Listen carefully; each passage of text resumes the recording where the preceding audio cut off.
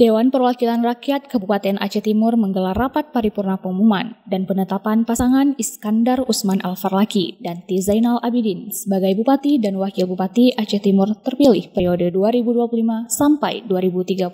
Acara yang dilaksanakan di ruang sidang A Gedung DPRK tersebut dihadiri oleh 35 dewan dari 40 dewan Aceh Timur, serta turut hadir tamu undangan dan Forkompinda. Ketua DPRK Aceh Timur, Musaitir, berharap kepada pasangan bupati terpilih nantinya dapat bekerja sama secara maksimal demi mewujudkan Aceh Timur adil, makmur, dan sejahtera. Dirinya juga berharap pada bupati terpilih ini nantinya juga dapat membuka peluang pekerjaan seluas-luasnya bagi rakyat Aceh Timur. Agenda ini adalah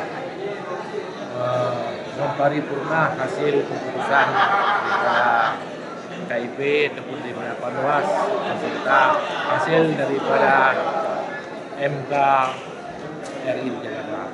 Makanya kita laksanakan paripurna pada hari ini.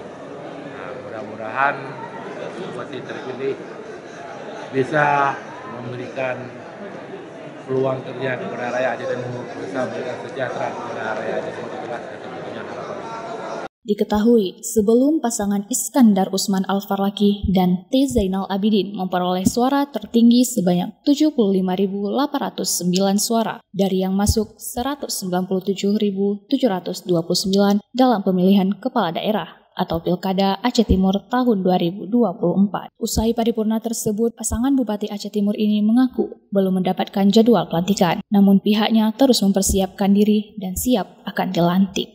Kita setelah acara pengukuhan hari kita tunggu pelantikan, mungkin yang kita ketahui bersama belum terjadwal tanggal pelantikan.